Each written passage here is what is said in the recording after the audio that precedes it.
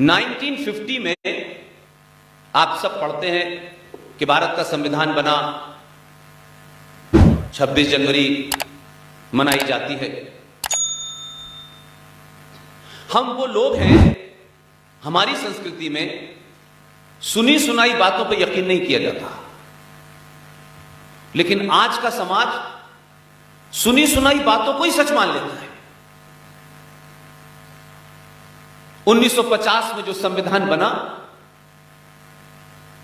और संविधान के बारे में रोज बताया जाता है, कोर्ट में जाइए शपथ, चलते फिरते संविधान। वो हैदराबाद वाला जोकर भी कहता है हम बाबा साहब अंबेडकर के संविधान को मानते हैं, उसको भी कुछ पता नहीं।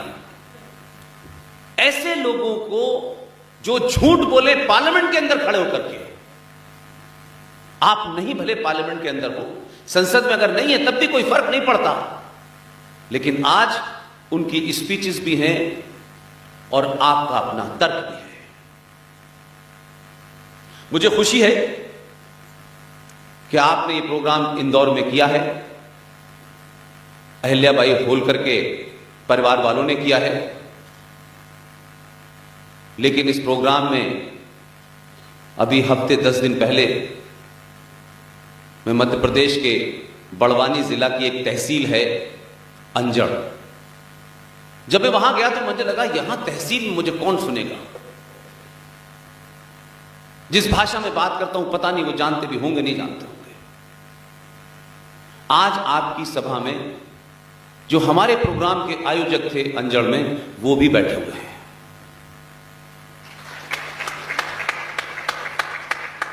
रात के 9:15 बजे मैंने बोलना शुरू किया और आप जानते हैं कि मेरे बोलने पे कोई कॉमा फुल स्टॉप नहीं होता। जब तक मैं पूरी बात न समझा दूं तब तक मैं जाता नहीं और न जाने देता हूं। आप अंजड़ में 9:15 बजे मैं बोला, 11:30 बजे मेरी स्पीच समाप्त हुई। 5,500 लोग पिन ड्रॉप बैठे रहे।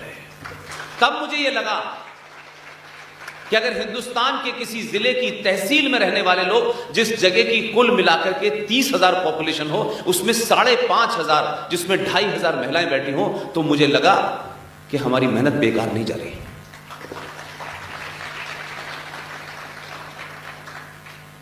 1950 के जिस संविधान की चर्चा सुबह शाम होती है और हर किसी बात के पीछे ये जो वर्ड निकाला गया है लिबरल, ये सबसे बड़े इंटॉलरेंट है। ये जो फ्रीडम ऑफ स्पीच की बात करते हैं, ये सबसे ज्यादा फ्रीडम के खिलाफ है। ये जो सेक्युलरिज्म का दुकान चलाई जा रही है, ये सबसे ज्यादा मक्कार और फ्रॉड है। तो इसलिए जैसे ही कोई नेशनलिस्ट फोर्सेस, और आप उन्हें नेशनलिस्ट कह सकते हैं, मैं अभी भी कहता हूं कि वही नेशनलिस्ट है जो अपनी बातों को तथ्यों के साथ, फैक्ट और फिगर के साथ, रेफरेंस के साथ रखता है, वही नेशनलिस्ट है। आपने 70 सालों में ऐसा माहौल बनाया, राजनीतिक दलों ने अपने स्वार्थ के लिए पूरे समाज को जहर पिला दिया है, सिर्फ अपने छोटे छोटे स्वार्थों के लिए। और समाज के जितने भी हमारे नागरिक हैं, उन्होंने यही समझ लिया है कि सिर्फ देश, एक राजा, उसके कुछ मंत्री और यह व्यवस्था, यही सब कुछ है। इसलिए देश और राष्ट्र के बीच का जो फर्क है वो हम समझ नहीं पाते। इसलिए जब आप किसी को वोट देकर सत्ता पर बिठा देते हैं और फिर वो आपको लगता है कि हमने तो इसलिए वोट दिया था, ये हमारा काम तो हो नहीं रहा, तो आपको उस वक्त तकलीफ होती है। यहीं से सबसे बड़ा कंफ्यूजन शुरू है। आप ये समझते हैं वोट देना, किसी को जिता देना, गद्दी पे बैठा देना, यह आपका अंतिम कर्म था। वो तो सिर्फ 100 में से पहला ही आपका एक्ट था। इसलिए कि जिसको आपने सत्ता पे बिठाया है, सत्ता जो है वो संविधान से चलती है। संविधान अच्छा है बुरा है, ये डिबेट हो सकती है। और ये जो देश है जिसे हम भारत मां कहते हैं, ये भारत मां है क्या?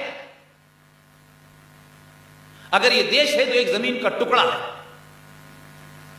इसकी एक सीमा है,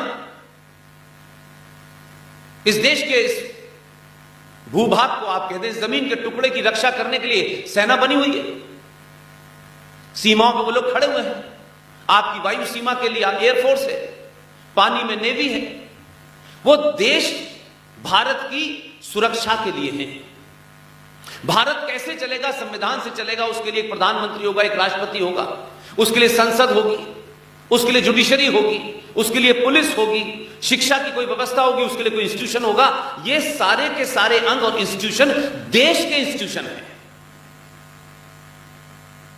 और हम समझते हैं कि सारे इंस्टीट्यूशंस को हमारे हिसाब से चले। यहीं से हम परेशानी में पड़ते हैं, क्योंकि हमने अपनी जिम्मेदारियों में सबसे ज्यादा जो कोशिश की 70 सालों में, या जो मिजाज बनाया गया आपका, या जो राजनेताओं ने आपको समझाया, क्योंकि हमारे यहां शुरू में आजादी के वक्त का पूरा मूवमेंट देखें, लोग राजनेताओं को इस सम्मान की निगाह से देखते थे कि ये जो भी कुछ कह रहा है बहुत ईमानदार आदमी है,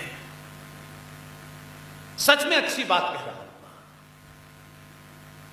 लेकिन 25 साल के पत्रकारिता के कैरियर में मैं इस नतीजे पे पहुंच गया हूं कि सबसे ज्यादा झूठ और मक्कार सिर्फ नेता होता है, शुद्ध झूठ बोलता है। उसको अपनी सत्ता के इर्द गिर्द कुछ और नजर नहीं आता। तो हमारे यहां राजनीति जो है एक उद्योग बन गया है। हर आदमी को राजनीति में जाना है, हर आदमी को टिकट चाहिए।